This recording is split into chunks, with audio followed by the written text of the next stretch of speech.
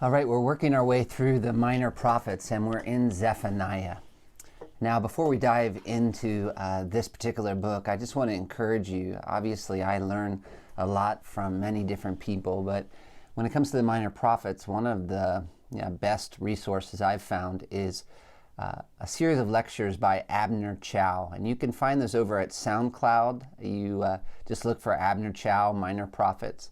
A lot of what I say comes from things I've learned from him, but very good. If you go over there, you probably won't come back here, so enjoy. But if you want to stay, we're looking at Zephaniah, and Zephaniah is probably best known for being least known. It's one of the books in the Bible that you don't really look at very much or think much about. We've been kind of working our way through the minor prophets chronologically, and so we finished last time with Nahum, if you're keeping up with these videos. And Nahum was a prophet who really pronounced judgment on Nineveh somewhere between 664 and 630 BC. And Zephaniah is prophesying during the days of Josiah, he says, which was somewhere between 640 and 609 BC. And if you look at some of the details, it's probably before the Great Reformation that took place in 621 BC. So 722, you have the deportation of Israel. 687, you have the death of Hezekiah.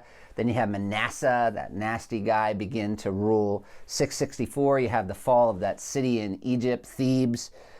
Then you have Nahum around 642, Ammon the king. 640, Josiah, 640 to 621. This is the rule of just Josiah before the Great Reformation. 586, the deportation of Judah to Babylon. So he's somewhere in there, 640, between 640 and 621, right before the Great Reformation, right after Manasseh, right after Ammon, and really right before Judah gets sent into exile. And I like studying Zephaniah after Nahum. I think this is helpful because Nahum, if you remember, gets us thinking about God's wrath. And he does get us thinking about God's wrath from just a little bit of a different angle. Nahum is saying you can find comfort in God's wrath. The fact that God is a great divine warrior who can defeat all his enemies gives comfort to us because we know there is actually real evil in this world that needs to be judged. A lot of times we don't like to think of God as a warrior or God's wrath, but it's a basic biblical theme and it has major implications. The fact that God takes sin this seriously has major implications. And it's one of those truths, when you get it, that can help you think about all of life better. It's what you might describe as a clarifying truth. Once you get this piece in place, God hates sin. God will judge sin. That should help you think about a lot of other things as well. And that's part of what's happening in the book of Zephaniah. God's judgment, Zephaniah is looking at God's judgment, and he's using this reality to help us think about every other reality. You remember Judah under Manasseh and Amnon was terrible. 2 Kings 21, Manasseh did what was evil in the sight of the Lord, just like the nations of Canaan that God actually judged before Israel ever was there. 2 Kings 21 and 22, Ammon did the same thing. He abandoned the Lord, the God of his fathers, and did not walk in the way of the Lord. So these kings are really wicked. And then there's Josiah next, a pretty godly king. God, in his mercy, just taps the brakes before before Israel sent into exile. 2 Kings 22:2 says, Josiah did what was right in the eyes of the Lord, and he walked in all the ways of David his father, and he did not turn to the right or to the left, which is a big statement about him. But he was young when he became king. He was 8, and he actually didn't, for a long time, have the book of the law. And so it's almost like Zephaniah comes on the scene to get the people ready for the Reformation that was going to take place when Josiah found the book of the law by talking about judgment. 1:1 begins, the word of the Lord that came to Zephaniah. And then you see, if you are there, I hope you're there, he goes on about his ancestors. He says he's the son of, the son of, the son of, in the days of. And it's a little bit unusual. If you look at the minor prophets, 8 of them, there's no mention of their ancestors. 6 talk about their father, one talks about their grandfather. And so Zephaniah going on like this is not something you normally find in the minor prophets. And so you have to ask why. And it's probably because of his connection with Hezekiah. You see Hezekiah is in there as one of his ancestors. So he's saying he's a royal descendant. This is a royal prophet in a sense. And yet it's interesting, he's the son of Cush, or the son of Cushi. And so some people think Cush was a nation, described black people, really, a nation in Africa. And so some people think he was, Zephaniah, a black Israelite. But his job is to bring the Israelites back to the basics. One man explains, if anyone wishes all the oracles of the prophets to be given in a brief compendium, like a little summary, let him read through Zephaniah. So Zephaniah is like all the prophets, just in miniature. And he talks a lot about the wrath of God and what it means. And he talks about the wrath of God using a very familiar idea, the day of the Lord. You find the day of the Lord 20 times in this book. So it's over and over and over. And remember, it's not a very long book. He foretells a day of judgment against Judah, and then a further away day of judgment against the entire world. So you remember how there are steps, and there are lowercase days of the Lord, and there's a capital letter day of the Lord. And he talks about both. And what he says is familiar if you've been reading the prophets, but maybe a little less familiar for us because we're not so familiar with the prophets. And even though we've been working our way through the minor prophets, we haven't been talking about the day of the Lord for a while. In Joel, Amos, and Obadiah, it's all about the day of the Lord, but we've been looking at Jonah and Nahum and some of these other books, Amos and Micah, and so we haven't mentioned it for a few books really. And so Zephaniah kind of takes what we've learned from Joel, Amos, and Obadiah, and he expands it and he applies it. So this is the day of the Lord, a closer look. And it's mentioned here more than any other book. We said Joel was the prophet of the day of the Lord, and that's just because he comes first, I think. He defines it in a sense. But Zephaniah talks about it more even than Joel. And one reason he talks about it so much is because of all the wickedness of Manasseh and Amnon. And even in his day, there were a lot of people who were practical atheists. In Jerusalem, which was supposed to be God's city, he says in chapter 1, verse 12, that God says, I will search Jerusalem with lamps, and I will punish the men who are complacent, those who say in their hearts, the Lord will not do good, nor will he do ill. So there were many people in God's city who were saying, God, who's God? God doesn't care. He's not, we can do what we want.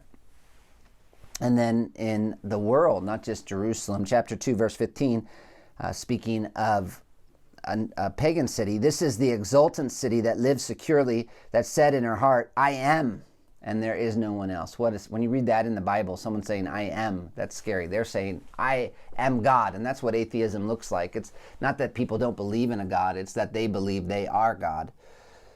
So he talks about all this because of this wickedness, and also because among the righteous, after Manasseh and Amnon, there would have been those who, once Josiah came on the scene and saw what Josiah was doing, were like, is judgment really necessary? We've got this godly king.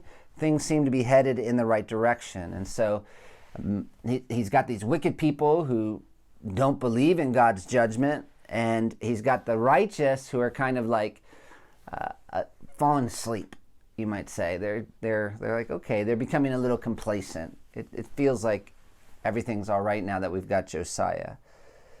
And so they're asking why? Why judgment? And Zephaniah's answer is basically his name. The Lord hides. The Lord hides. And so he proclaims this day of judgment, but it's really all about how behind this coming judgment, behind this wrath, the Lord's hiding something beautiful. And so that's why it has to happen. It is the means, God's judgment, the day of the Lord, is the means God is going to use to accomplish something absolutely amazing. And so he helps us understand judgment, and he helps us put our trust in God and hope in God, even in the middle of judgment. And the basic structure of the book, you got chapter 1 through 2-3. He talks about judgment on Judah. Chapter 2, verse 4 through 8, you've got judgment on the nations and Jerusalem's leaders. Chapter 3, verse 9 through 20, you've got hope for the nations and Jerusalem. So judgment, hope. If we look at the judgment that he proclaims on Judah in chapter 1, verses 2 and 3, he announces his theme. And this is like the topic sentence of this passage, and it's God speaking. So this is personal. And God says he's going to do something. He's going to intervene in human affairs. I will, God says. And this is a big key to understanding the day of the Lord. Now, it looks like the day of man. All we see are men. But the day of the Lord is a day in which God will act in such a way that it's really obvious God is the one doing this. And understand, of course, day of the Lord. Day is bigger than just one day here. It's more like a time period. And what it's talking about is a global judgment, a time of global judgment. What is God going to do? He says, I will utterly sweep away everything from the face of the earth. So the picture is of God as a janitor, and he's cleaning everything up. And the word he uses for earth here is not the planet so much as it is the ground. I will clean things up from the surface of the ground. So he's not talking about obliterating the planet here. In fact, he's speaking in language that's very similar to what he said in Genesis 6. The Lord said, I will blot out man whom I've created from the face of the land, man and animals and creeping things and birds of the heavens, for I'm sorry I made them. And so obviously this day of the Lord is not going to be a flood, because he promised he wouldn't send a flood like that again. But the effects are going to be similar. Someone said it's going to be a flood without a flood. And he describes this judgment in verse 3. I will sweep away man and beast. I will sweep away the birds of the heaven and the fish of the sea and the rubble with the wicked. I will cut off mankind from the face of the earth. So this is uncreation. This is the reversal of creation.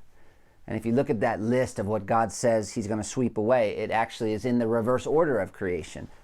Man, beast, bird, fish. So it's like we're going back to the beginning.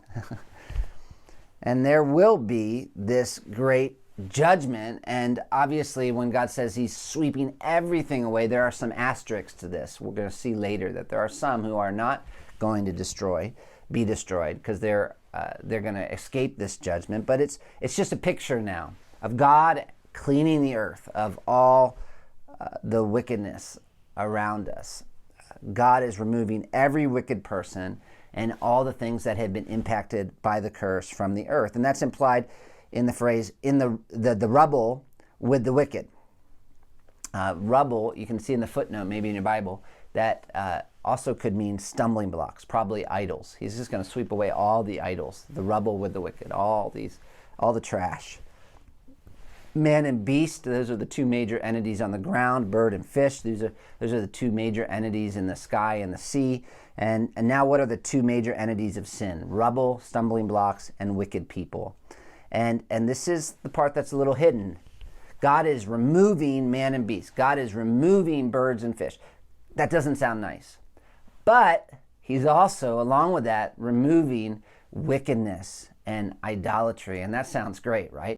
God, in his judgment, is doing something amazing. There's going to be something that is beautiful that happens as a result of the day of the Lord. And it's going to be a more powerful judgment than even the flood, because the flood couldn't get rid of wickedness and stumbling blocks. God hit the reset button there, but Noah pretty much ended up going the same way as Adam. And after that, the world went to the Tower of Babel. And so this judgment is bigger and better because it's able to get rid of these things once and for all. And so we always think of judgment as bad, and it is scary, but there's this hiddenness aspect to it. Something good is coming from it. And obviously this verse is tied into a big biblical theme. The Bible teaches that there is a day of judgment. So as God talks about this judgment, it reminds us of many other passages that talk about this day of judgment. Acts 17, verse 31. God has fixed a day on which he will judge the world in righteousness. 2 Peter chapter 2, verses 4 through 10 talks about this day of judgment. 2 Peter chapter 3, verses 4 through 10. They'll say, where is the promise of his coming? It's always gone on the way it's always gone on. But he says, but the heavens and the earth that now exist are stored up for fire, being kept until the day of judgment and destruction of the ungodly. Revelation chapter 20 talks about this day of judgment. Then I saw a great white throne and him who was seated on it. From his presence, Earth and sky fled away, and no place was found for them. And I saw the dead, great and small, standing before the throne, and books were opened. Then another book was opened, which is the book of life. And the dead were judged by what was written in the book, according to what they had done. And the sea gave up the dead who were in it. Death and Hades gave up the dead who were in them. And they were judged, each one of them, according to what they had done.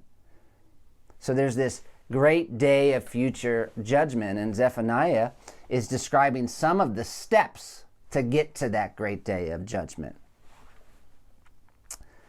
Kind of an interesting thing. There's what you might call a progressive fulfillment of these prophecies. So in the Old Testament, sometimes when you read about these events, it seems like they're all happening at once.